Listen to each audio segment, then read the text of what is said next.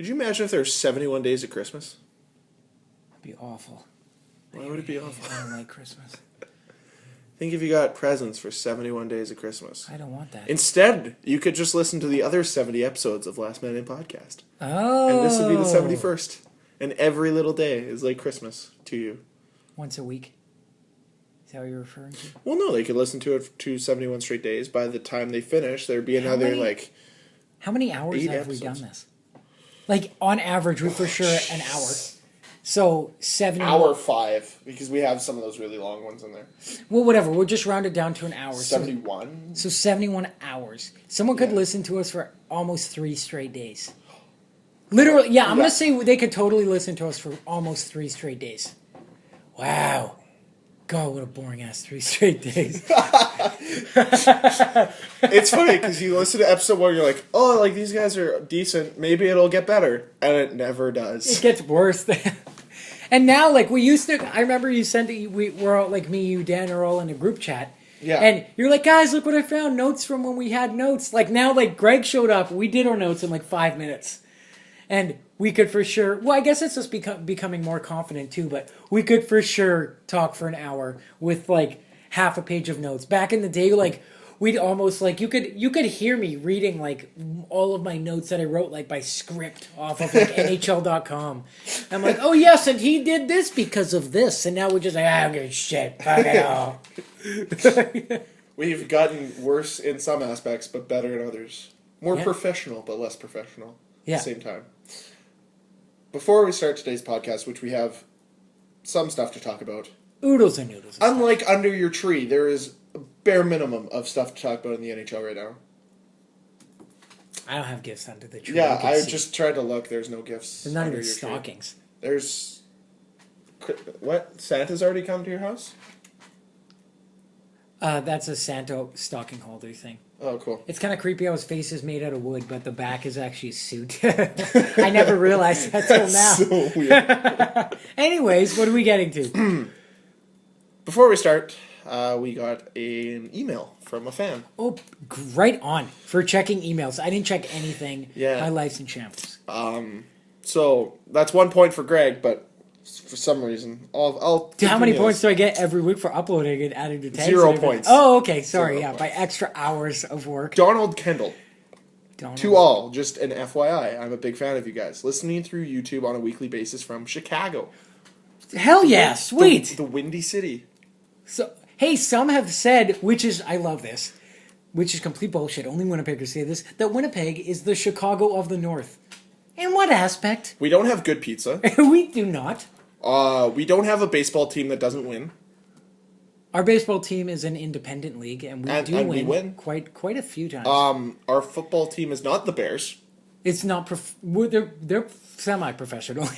And our hockey team doesn't win. So we're no what way we do like have, Chicago. Winnipeg has. There's only one link to Chicago, but it's the strongest link to Chicago. Exactly. The captain of their hockey team, and that's what counts. Okay, so to continue. Yes. Out of all the hockey-related podcasts I've listened to, I like you guys the most. Well, that's nice. What? And he loses all credibility. What was a backhanded compliment? Where is it? Cough, especially Cameron. Cough. Keep it up. Wait, say that? What? He says, I like you guys the most. Cough, especially Cameron. Cough. Keep it up. Oh, like he likes me the most? Yeah. Hell yeah! That's Donald? Yeah. Shout out one time, Donald. Woo! I got a fan. You know what?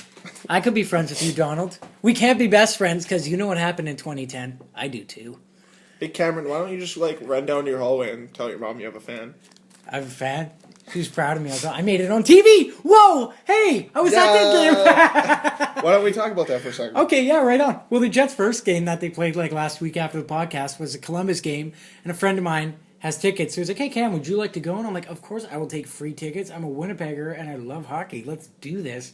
And then a friend of mine who works in the promotions for the Winnipeg Jets department came up to me because I was sitting right across from where the the cameras are, like in the box, because in Winnipeg we don't have like cameras row like Chicago or any other professional NHL arena. We put them in like a suite, and we're like, guys, work it out.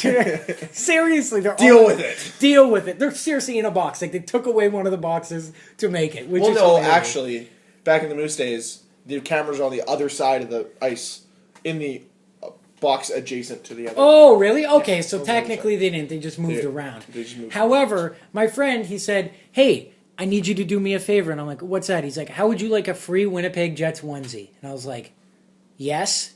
Wait, damn it. Well, what's the favor? Now I have to do it. And he's like, okay, you have to wear this onesie for the rest of the game, but you can't leave your seat in the second period. Because at some point in the second period, Dennis Bayak, part of the TSN announce crew that we have in Winnipeg, they're going to Zoom on you and talk about your Winnipeg Jets onesie and where you can get them. And I was like, yes.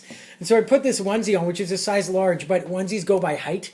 And I'm 5'10", and this onesie's for people between 6'1" and 6'4". So the crotch of the onesie is at my knees. So when I walk around, I look like I got stubbies. And I was already wearing my pants, obviously. I don't know why I have to mention that. But it was like pants and socks. I was wearing, my pants, socks, shoes. And then I was wearing a shirt, a hoodie, and a Jets jersey. And then a onesie, which is just like a fleece blanket shaped into a body. Like, that's what a onesie is. And so I was wearing it, and then I got put on TV, and then I felt so popular for like an hour because the most unanswered texts I've had in pretty much ever, it was 16.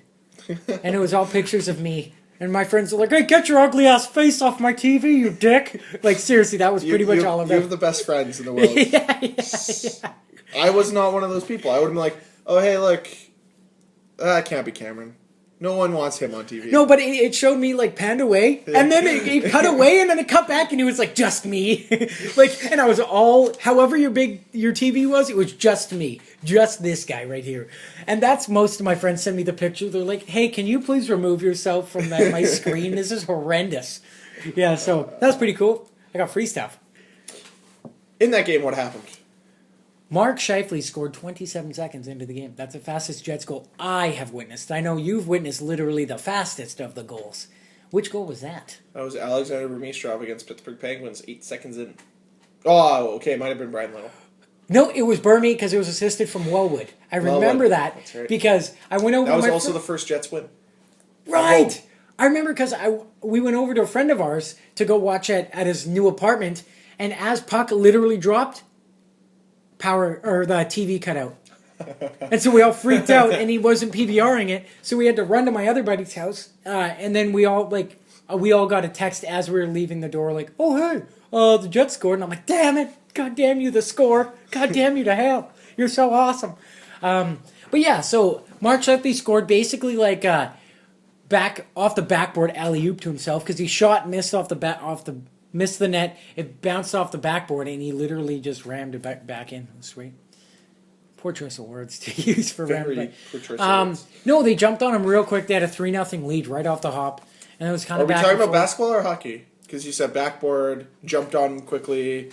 I don't know. You're right. Are they going to start tossing a basketball around soon? They could be.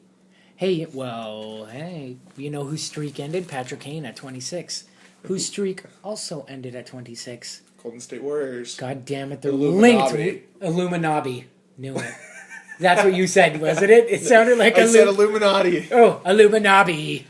Yeah. Little disclosure, Cam and I are going to see Force Awakens tomorrow at 7 o'clock. Yeah. I'm not telling you guys where, so you guys can't bomb the place.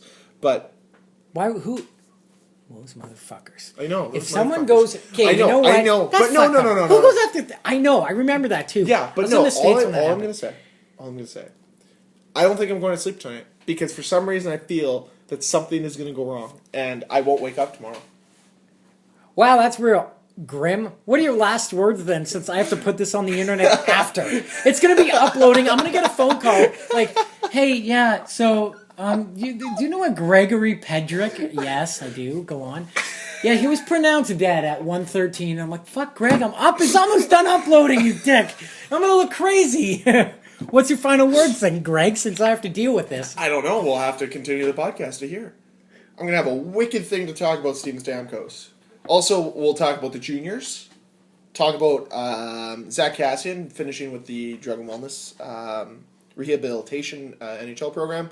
Jared Stoll and Anton Khudobin, along with the Anaheim Ducks situation. And to start us off, we'll talk about the Jets as well as their contract situation with their pending free agents. So that's what my last words will be. All the neatly stuffed in a bow and whatnot. Yeah. Well, just to continue, the Jets beat Columbus 6-4. Yep. I thought Columbus was actually going to come back and tie them. I was hoping for overtime, but they didn't. Asshole. Jets have enough overtime.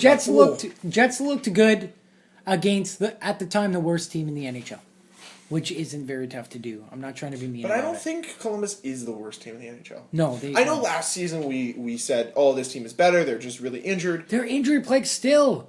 And a lot of players have like confidence issues. Namely, their starting goalie said, "I don't have any confidence." He came out and said that. So, yeah, that's tough, especially for a guy that had a Vezina trophy under his belt. True. So literally the next night they were in Chicago. They lost 2-0. Patrick Kane, obviously, he continued his streak that evening. Did you watch the game? I didn't watch the game. Negatory. I did see some of it, but it's... You know what's a lot of people harping on Crawford not being as good as he is, but I still think Crawford's a good goalie. Hasn't he won 2 cups? Yep. I mean, you can't be that shitty if you've backstopped a team to 2 cups. Maybe 1 you can get away with, but 2, and then they're like, "Oh, Carl, look at the team in front of him." Hold on, you could still do it. Osgood?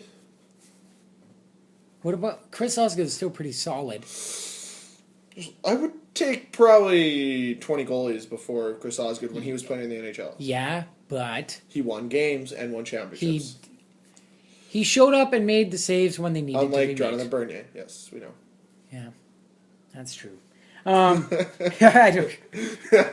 But that was slow. What I was gonna say about that was it's funny how like now I remember in year 1 and even year 2 with the Jets when they came back we were all like, yeah, we knew every detail because we always watched it. But now it's just kind of they've become a, oh yeah, you see the Jets game? No, I was doing this, I was doing that. Like I remember year 1 and 2 in Winnipeg, everyone was like, yeah, Jets. We have to go do something for it. Yeah, exactly. Let's go hang out. Let's go for wings. And now it's just, I don't even go out of my way to watch Jets games. I mean, it's funny because you're wearing your Leafs hat and I'm not really the biggest Jets fan. Yeah, but nonetheless, it's still, we went out of our ways to do that, so. But, like, I work at a community center now, and we had the Jets game on last night, and people were glued to it still. And it seems the common perception between people around our age is at the end of the game, spoiler, the Jets lost. If you're PVRing it, I don't know why you've waited a day and a half to watch it, but teach their own, I guess. And you've had time to download our podcast and listen to it before. Thank you if you have. Yeah. And the Jets lost in overtime because they gave up a third period lead, which, and one of the guys, and you know what, I agree with this wholeheartedly. He said classic Jets. They get a lead and they just stop playing. They were up 3-1 in the game and they just stopped playing and let go. And just kind of let St. Louis run all over them and score. And penalties were an issue last night again. Adam Lowry had a costly penalty, which led to a goal, and might have also subsequently led him to being sent down today to the AHL. Today, that was announced. Yeah, big news. So, what was the score in the game last night? 4-3. Ugh. Well, they're up 3-1, and I just sat there. I'm like, they're gonna. It's bad when you watch a team and you're like, I have no confidence they're going to finish this game. Insane because, like, we've even talked about this on the podcast with just namely Chicago. When Chicago was down 2-1, even 3-1 with like 10 minutes left in the game, I have full confidence they're going to tie that game, maybe even win the game. In regulation. In regulation. Yeah. Yeah. With the Jets, it's like if they're in the third period with a lead, I don't feel safe at all with the Jets because it's rare that you see them close out a game. Again, especially against divisional opponents. It seems as though they do great. They'll squeak out a win here or there, but against divisional opponents, yes, they're one of the hardest divisions, if not the hardest. However, you got to win those games because that's what divisional, like your record against your division is what sets you apart from obviously everyone else in your division. Mm-hmm. And right now they haven't played well against Chicago this season. They haven't done any well against St. Louis. It's another one-goal game between St. Louis and Winnipeg, but Winnipeg can't keep being on the other end of those one-goal games. And then on top of that, they haven't played well. I don't even know how many games they've played against Nashville yet this season. They've struggled with Colorado when they've played Colorado. Minnesota's been a toss-up. Like, they're not outshining anybody in their division. And we keep harping on how tough the division is. Well, you can't keep blaming that as a scapegoat because in the NHL, anybody can win on any night. And the Jets just seem to almost get into the mindset of, oh shit, we have a lead. We have to brace ourselves. Let's go into the shell. This team is so good. They can come back at us any time. So let's not let them. And we'll play really strong defensively, and that allows teams back in the games. But the biggest difference I've noticed as well is their defense hasn't been terrible. The penalties haven't been awful. Great. I just got a text message. How dare you? Yeah. That's copyright. That means I'm popular. That's copyright. That's not copyright. Yeah, well, it's a sound effect. I know, for The Sims, my favorite video game. That's not The Sims. That's The Sims. That's Mario. I don't know. How funny would it be if that did not pick it up, though? I don't know. And now we're just randomly talking about shit. You're right, good point. Continue on, though. I lost my train of thought. Probably because your phone was on ring. Sorry, I'm popular. I have people texting me. What if it was a girl, Cameron? What if she was a damsel in distress? What if she had a twin? And me and you could Greg, be... I think we're about to die. There's a truck that just pulled up behind the window and parked there. Oh my god, it shut off. We're gonna die. Oh yeah, close it now that he knows we're here. So we don't get to see him, but he sees us. Oh great. Greg, don't see us now. To give you context, my house is on a main drag. We're not saying where or anything, but there's a road beside one of my sides of my house just like go back to like condos, and this truck just pulled up and parked right outside my window, and Greg just closed the blinds for no reason. Now we can't see him and he can see us. Those are totally see-through from the other side, Greg. We're gonna die. What kind of blinds are those? Blinders for us. You've never heard of indoor blinds? Yeah, but they're called death blinds, actually. Trick or treat, you're dead. I don't know. You put those up for Halloween. You're like, no one can see in here. Hi, I can see you. I want fucking candy. yeah. Trick or treat, bitch. Oh my god, Superman toddler is back. You know what? It is so true. Every time that Dan is not around us, Dan doesn't stand for this shit at all. Dan's above that, and that's why he doesn't let us go off topic. Shit gets real. Yeah. Shit's about to get real. Bad Boys 2? Yeah. Lawrence. Anyways, let's continue this adventure. So, based off of the terrible game last night, Adam Lowry got sent down to the Manitoba Moose for a conditioning stint.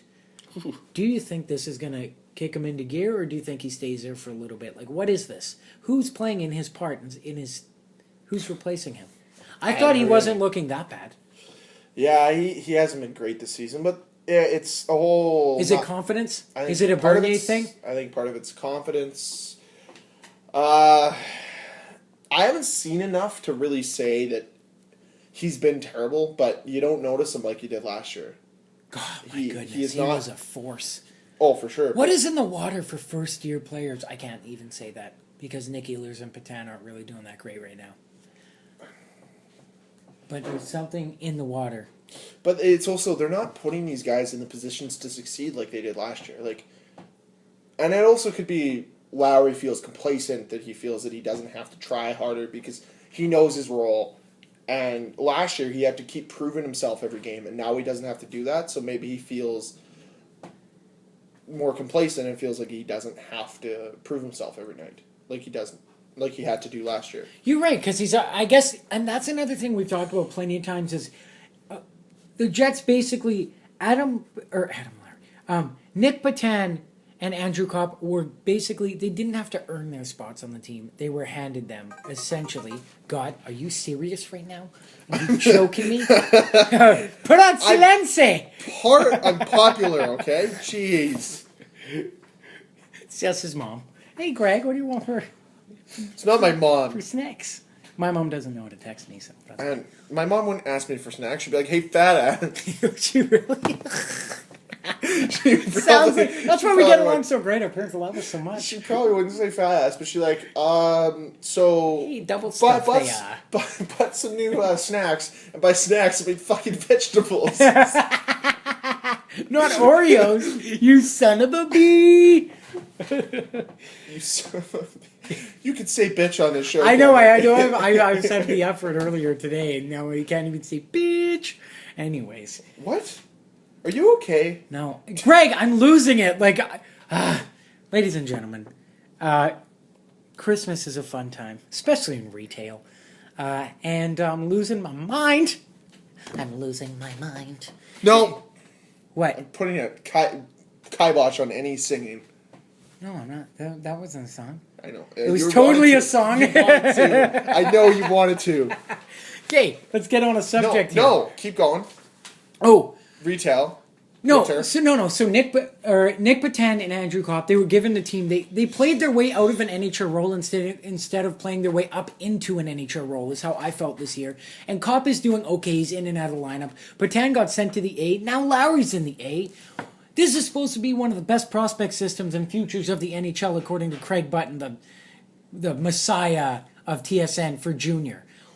What they have shown me nothing. I've seen a Moose game. They didn't look great at all. Morrissey looked solid. He could use some work, but he looked better than most out there. One of the guys who stood out is Joel Armia, but I haven't seen him with the. Did he even play with the Moose yet? Or Jets? My bad. No, I think he might be the guy that they brought up, but it was just Dan who told us that Lowry was. Oh, I got the update on the score. Okay. Like I don't know who got brought up or who's going to slot in for him, so. I don't know what to think here. Like, I really don't. It's at a crossroads. Like, they're not having the greatest season. And... they're in a tough division. And it seems that every team that brought in young guys, those young guys are excelling. You look at Chicago with Panarin. Minnesota... on. He already did great in the KHL, though. I get it. But he's an anomaly, because he was in the KHL. He's been in the KHL for 5 years now. Okay. So, I don't count him... I'll still count him then. Fine, but Dumba for the Wild. Oh yeah, Jacob Trouba. Remember him? Yeah. Everyone thought Dumba Trouba. Like you should have taken Dumba, but then again, look at Minnesota though. They've had the luxury of taking their time with Dumba. Not that we didn't. No, you know what? We kind of had to. Okay, it was pointed out to me. Think about it. Okay, Jacob Trouba, he got drafted by the Winnipeg Jets, Michigan boy. Playing for Michigan Wolverines. Now, what is a chance you take by drafting an NCAA player? That you can't develop them the way you want to? Well, kind of, yes, I guess. But I was thinking more along the lines of what Blake Wheeler did and what any college player can do. Oh, yeah. If you don't sign him to if you don't sign him to a contract by the end of 3 years, they can re-enter the draft or become a free agent. Now, maybe the fear in the Jets' mind was maybe he's going to test that and say, you know what, I'm going to play out 3 years at Michigan, hometown, and so they had to lock him up. But the moment you lock him up, which perfect actually, as to why you just said that you can't develop him, the moment you sign as a college, which I'm not a fan of, you're a professional. You cannot go back to NCAA. Mm-hmm. He could have gone to junior, which Kitchener Rangers had his rights, and the Jets talked to him about it a little bit. But they didn't. I guess they didn't come to an agreement to send him to Kitchener because he thought he was ready, because he did look ready. However... he played really well in his first season, minus the injury. Yeah, so... but maybe that was a fear in the back of their mind, though. Yeah, maybe. Well, even Andrew Kopp. Andrew Kopp could have definitely used another year. I'm not trying to be mean. I'm just saying, what's another year being probably captain of university? Like Michigan Wolverines, Div 1, perennial contender for the Frozen Four championship. Like what? I'm always an advocate for what is the harm in that. And but then again, on the other side, Ehlers. I would have been okay if he would have gone to Switzerland for the year. Jets weren't going to do that. There's not a chance they're going to do that. And it wouldn't have done him any good. It would have hurt his confidence if they would have sent him to junior. They wouldn't have let that happen. He said he wasn't going to let it happen. He would have walked to Swiss. Yeah. So. Maybe the team's just not designed for his type of play. And maybe this is the transition year. And we're seeing the growing pains in the team where they're trying to transition from being what they were, the blue-collar team they were last year and the subsequent years before that, to now being a team that's going to be more skill. Can still get in your face and be tough, the Adam Lowry guys, but have that pure skill guys like the Nick Ehlers, the Nick Patans,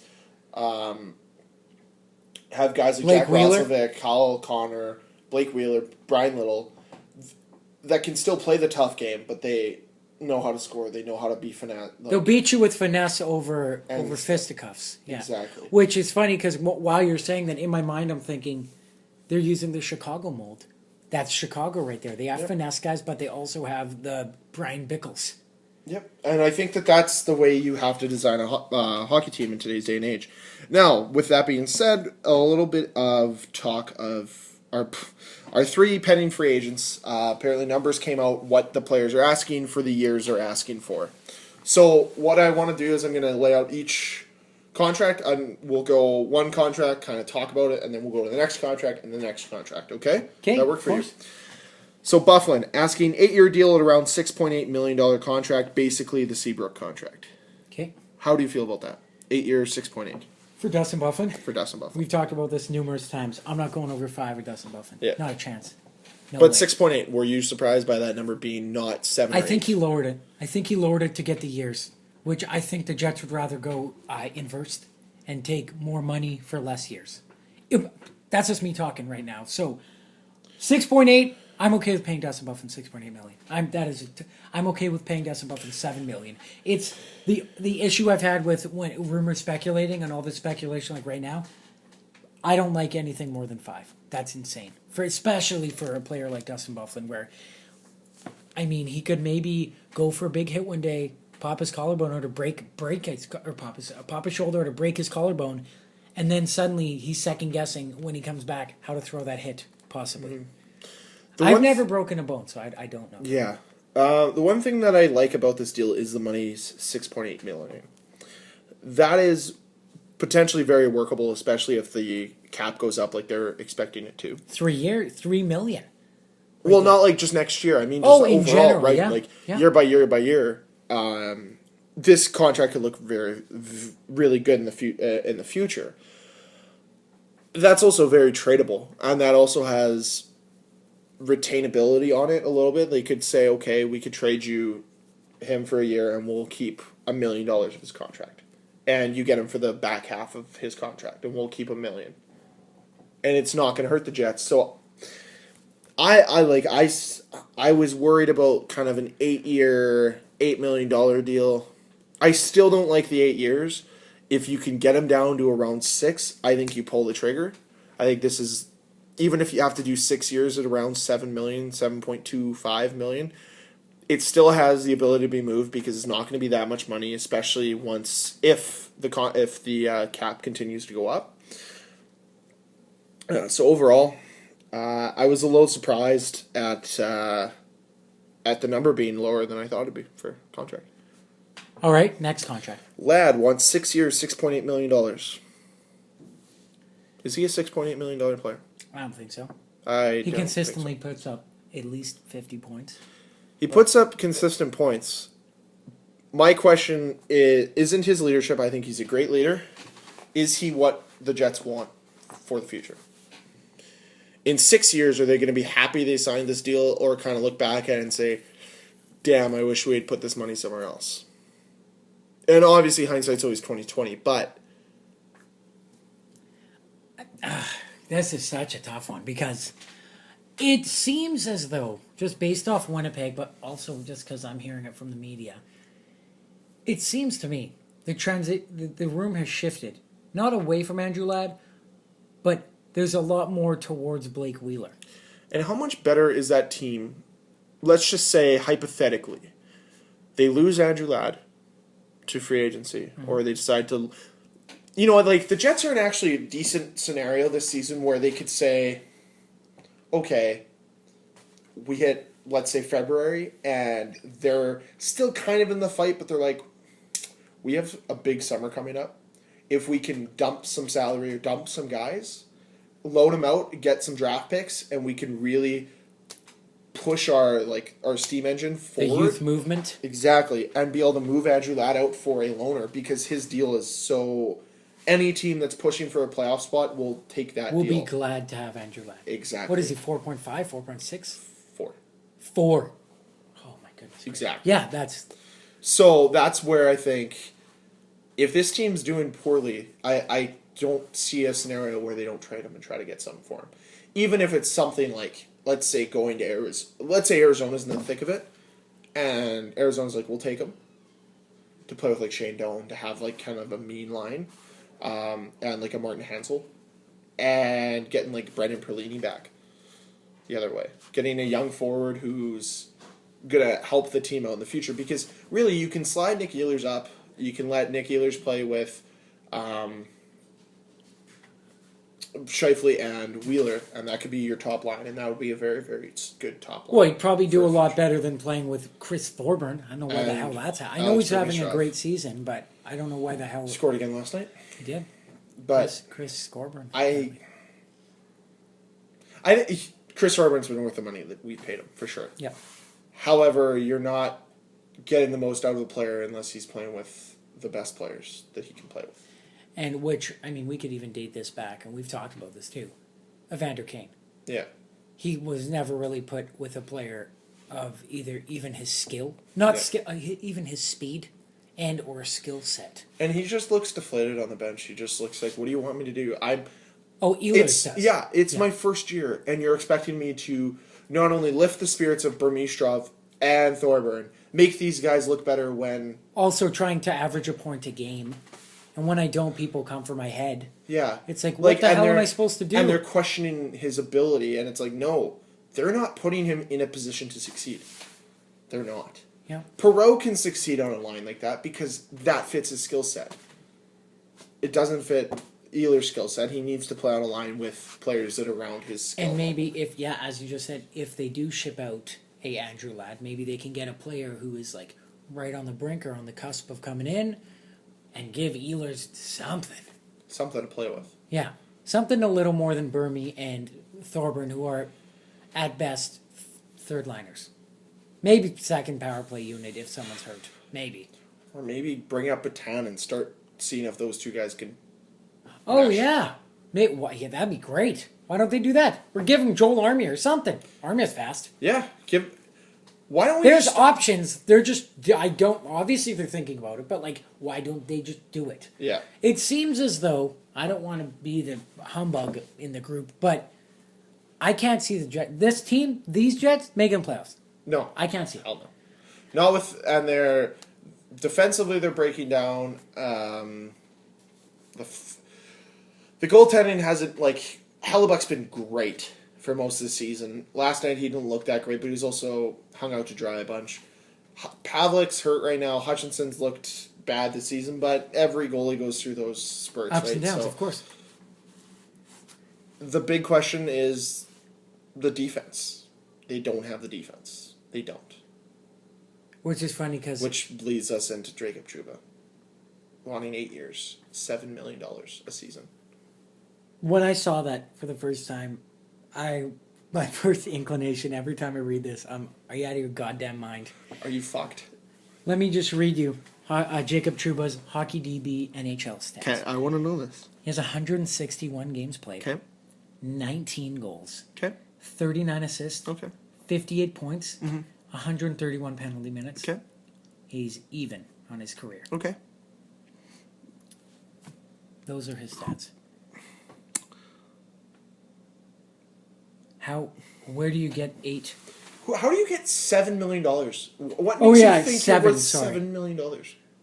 I get the 8 being the young guy. The 8 years? I get the 8 years. I get it. I don't like it, but I get it. But for it's one of those deals. It's the Oscar Klefbom deal where it's like, oh, you're paying for later. It's going to pay off later on in his contract. I was talking to people about this. It's like, oh well, he will be worth 7, and I'm like, yes, but in the years that he's not, as we talked about, you're losing. So are you going to even cut even on this deal for the amount? Okay. How long do you have to wait for him to come around? Let's just say, let's be nice here for a second. If he's how much are you willing to pay him? Let's say you give him a bridge deal for 2 years. Bridge deal, 2 years. I think I said this before, but my benchmark for Jacob Trouba, you're not worth more than Dougie Hamilton. and Dougie Hamilton's proved what he's worth. Okay. I'm not giving you more than 5.75. So 5.5, we'll say? I'm even, I'll say, okay. Yep, 5.5 for 2 years for sure. 5.5, 2 years? Okay. Of course, yeah. I'm okay with that. I'm even okay with 5.75, but I'm not going over that. So over the next bit of time, over those 2 years, he plays well.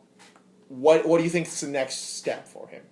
A $7 million contract-ish, we'll say? I will say, if he proves the 5.5, fine. He's worth 7, but 6 years. I'm not giving 8. That's a long time. So you're saying he's worth the 7 for He'll 6 be years? worth, if he could prove it, yeah, sure. Or maybe 6.5, and we'll give you an extra year in term. I don't know. 7's an awful lot of money. Okay. Well, let's just Drew Doughty's 8, so that's why I'm like he's $8 million is Drew Doughty. You're only $1 million less. No, that's like you're playing. Just even break it down. You're to $2 minutes. million less than PK Subban. Yeah, less than PK Subban. Exactly. Like you're automatically with 7 years, even just $7 million, not even the years, just $7 million. You're in the top 15 in the NHL, top 10 in the NHL for paid defensemen. No, you're not. He's not. I'd pay Buff more. I'd pay Buff that contract before Trouba if I had an option. Like if they said Trouba, Buff, I'm giving it to Buff before Trouba. Okay, let's just be hypothetical about this deal. Okay. For the first 2 years, let's say he gets $7 million, but he's worth 5.5. Okay. So you're losing $3 million in value over those first 2 years. Over the next 2 years, raises in value 6.5 for those next 2 years. So another $1 million is lost. So $4 million. Okay. And then he plays like a $7.5 million player for the next 2 years and an $8 million player over the other 2 years. You still lost $2 million, haven't you? Still lost $1 million over that time. So the argument say, and that's saying that for the last 2 years of the contract, he's going to play like an $8 million defenseman. To gain back anything, to say, well, we're not paying, even if he plays like a $7 million defenseman, for those first 4 years when he's not, and if you're paying for it later on, or let's say in the middle he plays like a $7 million defenseman, but plays like a 5.5 or 4.5 for the first 2 years, you still owe money. You still lose money. It makes zero sense. So another guy you can trade at the deadline has amazing value if you cannot sign him, because someone's gonna bite. Oh, we've already had someone call about him. It's public. Who? New York Islanders. Yeah. Travis Hamonic. We've talked it with Dan. I would far rather have Hamonic. God, would I pull that trigger? That's $4 million. For that? 4.5 for some insane. Yeah. He's got a ridiculous if you contract. So, despite how you like him, how you don't like him, can you do me a favor right now? You go right ahead. How many years has Trouba been in the league? 3. Okay. Go to Dion Phaneuf's Hockey DB page and let me know what his last 3 seasons have been like. Because Dion Phaneuf makes $7 million, and people call him overrated, not worth the money he's paid, and trash is mostly what people consider Dion Phaneuf. They don't think he's a good defenseman. Now, a lot of people would say, yes, I think Jacob Trouba is a better defenseman than Dion Phaneuf. And so you want to see the last 3 years? I want to see the last 3 years of Dion Phaneuf. Okay. Or, you know what? To lead to his current deal. So that would have been, take me last 3 years in Calgary, what he was like. The last 3 years in Calgary? Okay, he already had more goals and more assists in his last 3 years in Calgary. He almost had, okay, well even take his worst year, that's better than Jacob Trouba's best year. And you can argue, and you might be correct that, yeah, okay, he's worth more than Dion Phaneuf. But how much more? Okay, you say Dion Phaneuf worth $6 million. Do you think Jacob Trouba's worth $7 million? What was the contract that he got? Was that the Calgary contract who signed him? No, Toronto signed him after his first year there for 7 years. Oh, okay, got it. That's still. That's a great point. Yeah, no, I'd take Phaneuf over Trouba. I would. Well, Phaneuf he came in and he was like real good. In his rookie season, he had 20 goals, he won 29 Rookie of assists. the Year. He didn't win Rookie of the Year. He was the third guy to Ovechkin and Crosby for Rookie of the Year. Didn't he get a few nods? He didn't even get in the main ballot, but he got a few nods for Norris. Yep. As a rookie. Mm-hmm. That's something to say. That good. Yeah. we're talking Erik Karlsson money when you talk $7 million a season. Do you think Seth Jones, the guy that drafted above him, who I think right now is playing better hockey than him, is asking $7 million? No, because he's asking for a bridge is what he's probably asking for. Because anyone's not stupid. Let's use even PK Subban. He bridged. I think he almost double bridged, didn't he? They got him for a year after. So he bridged and then I think they won another year. I could be wrong on that. Yeah, well, he did. He proved it. He did show me contract. Yeah. Maybe Trouba's got to do that because this isn't a great year to do it. No. Right now he's playing like maybe a $4 million defenseman, if that. He's been awful this year. And they tried to put him with Byfuglien yesterday. I'm not saying give up on the kid. I'm not. I'm just saying he's not worth $7 million. And I'm saying if you want a $7 million... If you think he's worth $7 million, then that's fine. Trade him to a team that thinks he's worth $7 million. Because you're going to lose on this deal. Let's just even talk about... So you're saying Jacob Trouba is better than Dustin Byfuglien by signing that deal? That's exactly what you're saying. You saying that Jacob Trouba is more important to your team than the captain is? It's kind of insane. I don't Because, well, we just talked... If Byfuglien's thinking 6.8 over 8 years is the right amount for him, who could have been a Norris candidate last year, and Jacob Trouba thinks he's along the same lines as him... That's absolutely preposterous. And this is probably his agent feeding him, oh yeah, you're worth that much money, so he can get more money. Well, also, though, someone pointed out, maybe because these numbers are, like, out now, allegedly, it's like a bidding war. It's like you start high to maybe his number is like 6.5. Still too high for him. You just mentioned you think he's maybe a $4 million defenseman. You know who's less than $4 million who wants to come to Winnipeg? Travis Hamonic, 3.85, and he's got 4 years left on that contract. Not even $4 million. Jacob Trouba probably wouldn't even show up if they said, we're offering you $4 million. Him and his agent wouldn't show up. Or at least Trouba for sure wouldn't show up. Maybe he And what have you shown me over the last, let's say over the last year and a half, that tells me, yes, you were injured in the playoffs, but you were non-existent in that playoff series. He had 2 assists, but he everyone on that team was junk. I'm not trying to be a dick about it, but they got beat up. They clearly weren't ready for it. Yeah. They got there off of a blue-collar attitude with a team that, joined together at the right time, gelled, but overall didn't deserve to be there. I don't want to point this out, but they also... No, I will. I don't care. Yeah. They got into the playoffs also because they lost the key games that they were winning. But... Oh, we're good. It's fine. No, Craig, what are you... Get out of here. We're good. Just leave it. Leave it. No. It's still going. I know it's still going, God damn it. Sorry. Apple's a dick. It is a dick. Okay, but we do... The Jets made the playoffs based off of the Calgary Flames winning because they couldn't win their key games. Because one of their best players, who wants a big contract extension, got suspended at a very inopportune time for a selfish play that didn't need to happen. So they have to factor all of that in. Maybe that's why he's asking low. Let's move on. What do you got next, Craig? Besides something under your nail. What does it smell like? Chocolate. There's chocolate on the back of the seat. Oh, is there really? Yeah. I don't know why. Well, the seat isn't made of chocolate. I'm very confused. The back of your chair. Nonetheless, Steven Stamkos went to Toronto last night and had a game there. And... the media and everybody went insane because the rumor is Stamkos is going to Toronto. And everyone wants it to happen. Including Steven Stamkos. Hopefully. I really wish. Well, there's rift in the water. Coach isn't playing him in his original position. Apparently he was praising the media yesterday. Saying he likes it in Toronto. He likes the way the media deals with things. So what do we really... Do you see a change in the tide? I know we talk about this, and we're going to talk about it all year, but... Do you pull the trigger? You do it. Stamkos, he's got a no movement clause. He has full control over the situation. My other question, would you be open to coming to Winnipeg?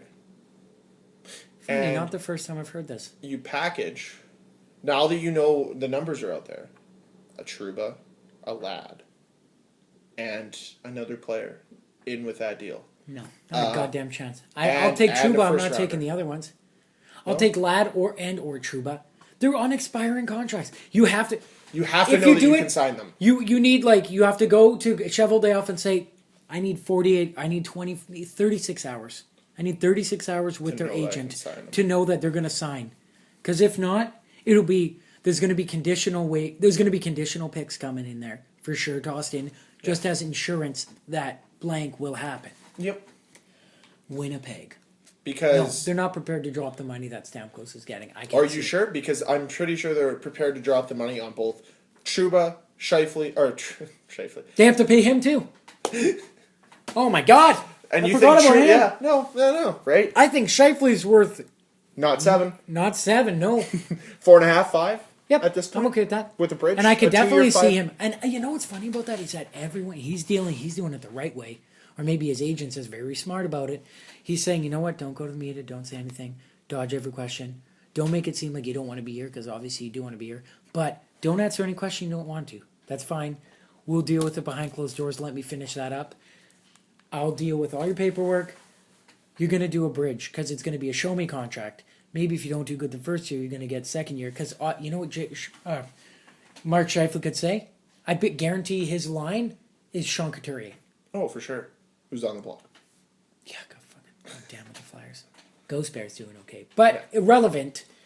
Another team that actually popped up on my my Twitter timeline today for Steven Stamkos was allegedly Montreal. Yeah. I've heard that too. That'd be a fantasy hockey team. I'm not sure how, him and Pacioretty would be just ridiculous. But what do you give up for him? What do you give up for him? Well, money-wise, you need to clear up about $13 million, I guess, for the taxes included. That's going to be starting points Gallagher, 100%. And Galchenyuk has to be. Not, and probably none of their defensemen make that much money. Yeah. Markov, but who the pisses? They're not going to take Markov. They may take a shot at Nathan Beaulieu, but even coach doesn't like him. Yeah. So why the hell not? God, that coach is what the fuck? And it doesn't make sense. He wins. He wins.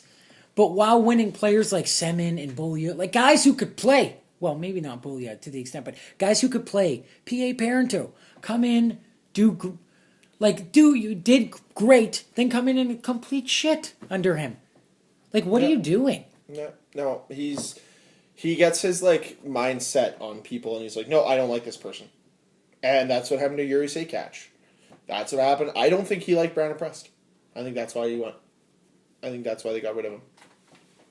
Which they traded away for Zach Cassian, who's now out of substance abuse program, which is good for him.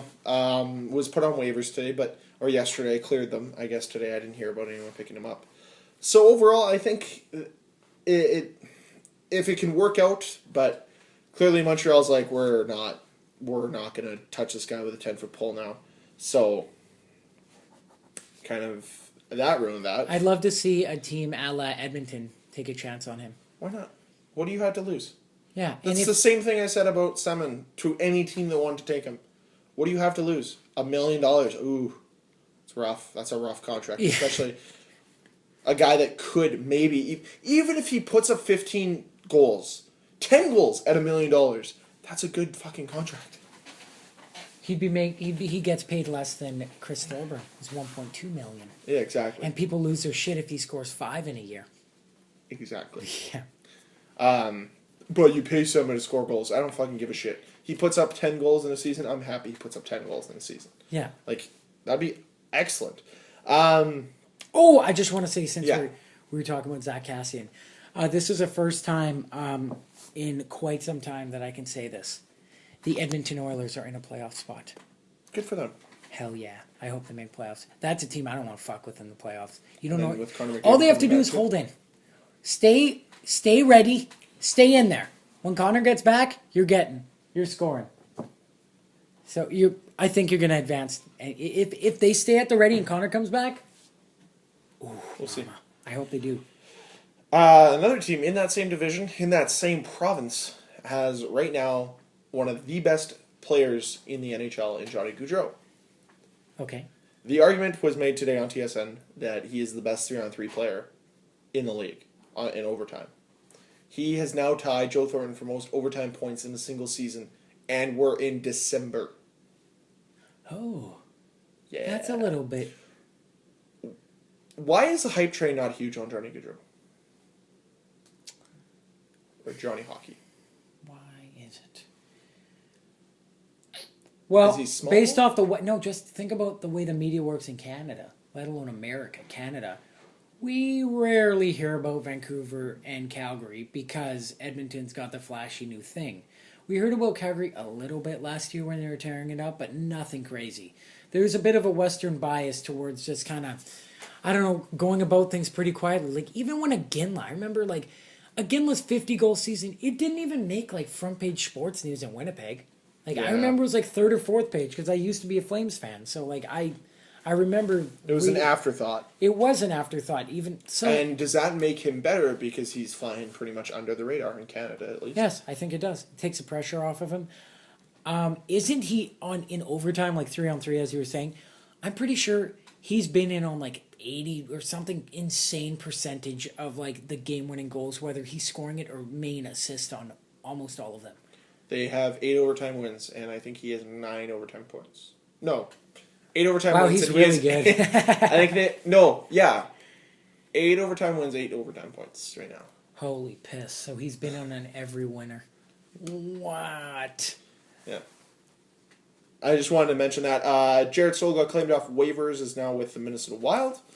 It's weird that Winnipeg isn't making, like, all these Western teams are like, yeah, we'll do it. We'll chance it. Winnipeg doesn't touch it, and all their free agents go to the KHL or don't get picked up. Anton Khudobin, because of how well John Gibson's playing and because they're not going to release Frederick Anderson, they decided in Duckland to send down Anton Khudobin. Okay, now to the World Juniors. News came out that the Toronto Marlies will land William Nylander to Sweden, which means we'll see him showcased on the world stage, which will be against something. Junior players. The guy is a point-per-game player currently in the AHL as a teenager. And people still are saying that his career is going to be ruined by Toronto.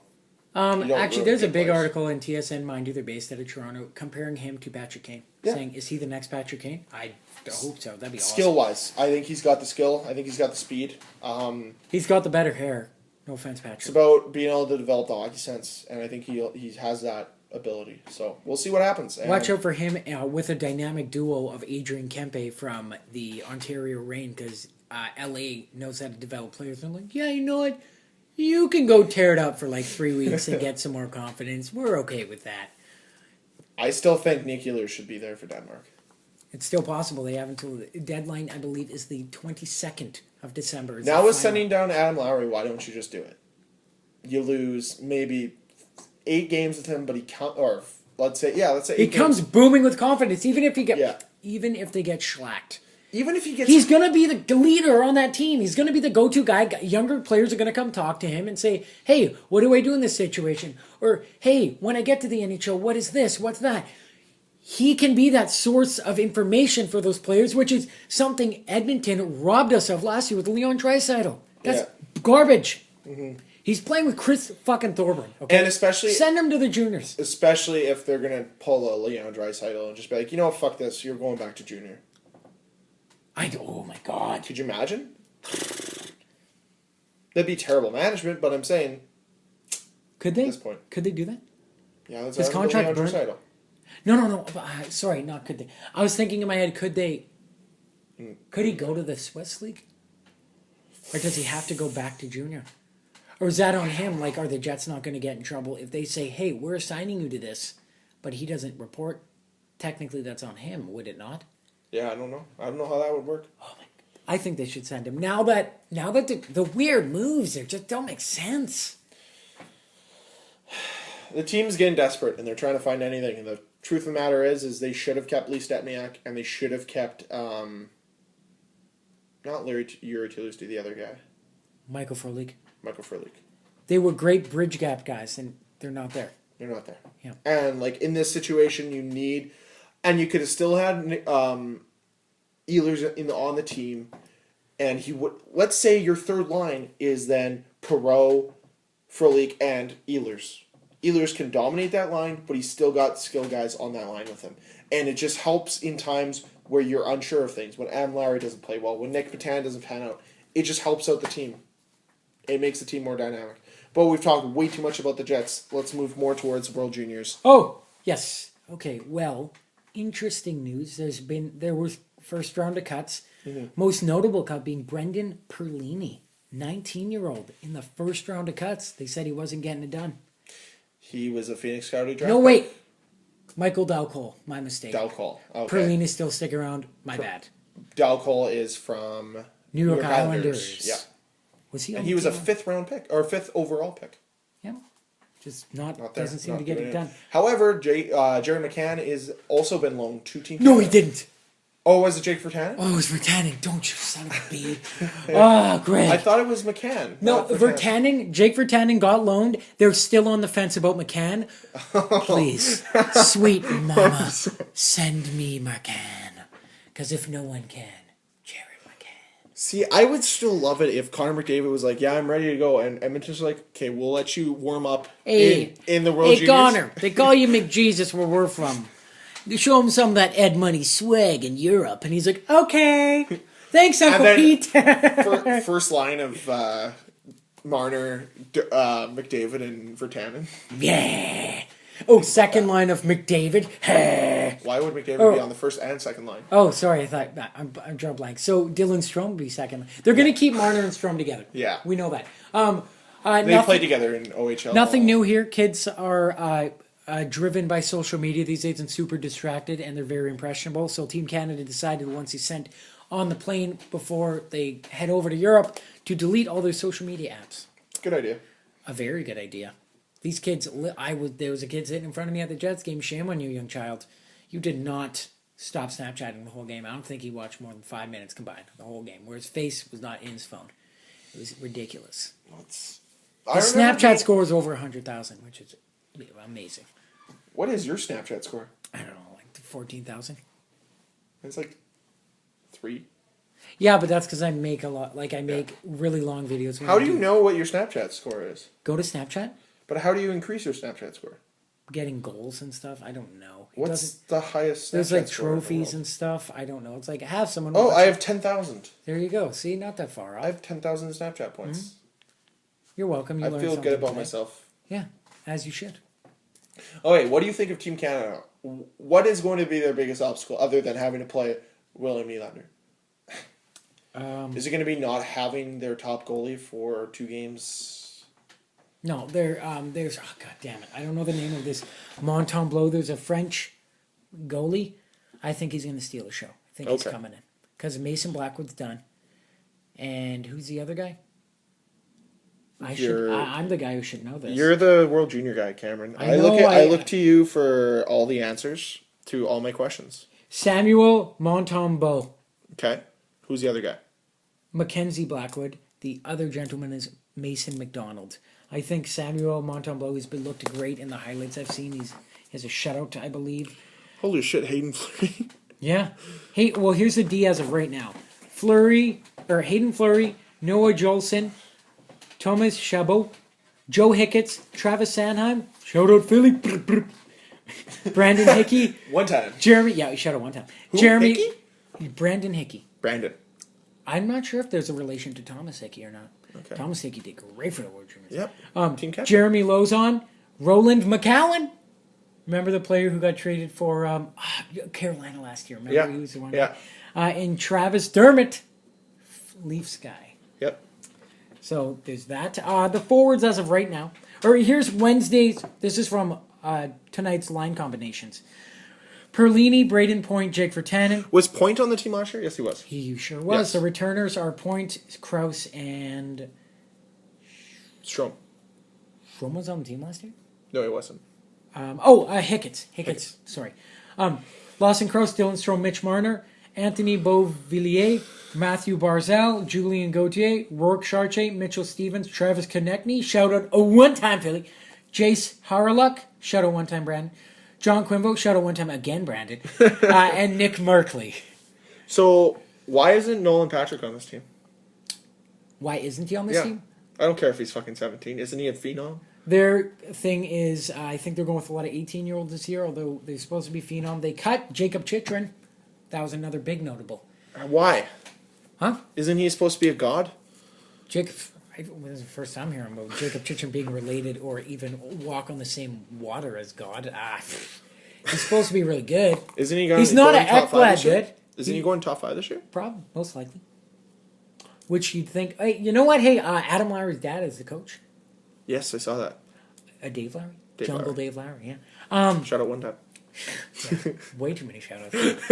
One time. Yeah, exactly. We've done it more than once. Yeah. I watched an interview with him, Coach Lowry, and he was saying their motto this year is speed kills. They're not going to beat you with strength. They're not bigger than anyone. That's how you got to beat these teams. They're not stronger than anyone. That's how you got to beat these They're going to be teams. faster than you. They'll beat you to the puck. They'll make you tired. They'll run you around the ice, and they'll make you tired, and that's when they'll take over the game. Why Nolan Patrick? They have other better options as 18-year-olds. Okay. And he didn't stand out, I believe. I don't even know if he got invited to camp, to be honest. He might 17-year-old, right? Yeah, So he it's might a have little been. Don't quote me on it. I should know this. I feel like I'm letting everyone down because I normally know this a lot. Just haven't been on top of it. So, well, either way, when we rejoin next week, they will have a team. They will have the team. Final cuts will be made on Sunday, but their final warm-up game is the 23rd of December. It is. Against Belarus? I think so. Yeah. I think so. And then it'll get started Boxing Day. Yeah. You know what? To way back to answer your question, their biggest, what they're going to face adversity, their first game's against America. They start off with the big boys. Good. They start off with the big boys. Playing against Austin They don't Matthews. lead up to the big boys. They start off with the big boys, and they have to carry the momentum throughout the rest of the tournament, which is normally Team Canada leads up to that, gains momentum. They have to come out with a bang.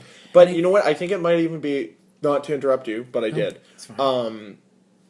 I think it would almost be a good rally point if they were to come out good against the Americans, but the Americans better them. And then they build up all that, they take away positives from that American game, keep the momentum, bring it into that Sweden game. Let's say Sweden. No, Switzerland. No, Sweden is New Year's Eve. I know. Oh, shit. Build towards the Sweden game. They got a sandwich. Good. Yeah. They got was Timo Meyer playing for whatever? Swiss? Yeah. I'm not too sure. Even great question, Kevin Fiala. Okay. Is he on Swiss as well? Swiss, they're not terrible. They're not awful. They're starting to develop better. Denmark could be better. If they get Nick Ehlers. I'd be pretty excited, actually. Make the game better. But, okay, like I said, take the good things away from an American game. Even if they lose, they can build momentum throughout playing Switzerland and Denmark. And they see where they're at. Play against Sweden, and you know what? Take the punches as they come. Like, it's going to be... Sweden will be probably their most on-par game, I think, because if they're speed kills, that's what Sweden's best at, right? And it'll come down to who's got the better goaltending. Because I think, not to attack Canada, but I think America is a better, more skilled team. Yeah. More all-around team. And if, let's say, Canada loses to the Americans, and they build momentum throughout the tournament and only keep playing better hockey, and their best hockey is that final game, and it's America versus U.S. versus Canada, not the U.S., in the gold medal, I think Canada can definitely take the second one. But And just to show you how confident Team USA think they are, not to toot Winnipeg's horn, they decided to not take, once again I reiterate, Jack Roslovic and Kyle Connor, who are freshmen leading their university team, which mean they're 18 and or 19-year-old leading guys who could be as old as 24. Here's the other thing.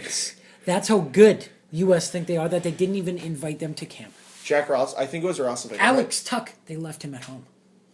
Jack Roslovic. Wait, what? Alex Tuck isn't on the team? No, they left him at home as well. He's one of the 4 main snubs. I tweeted an article from the account.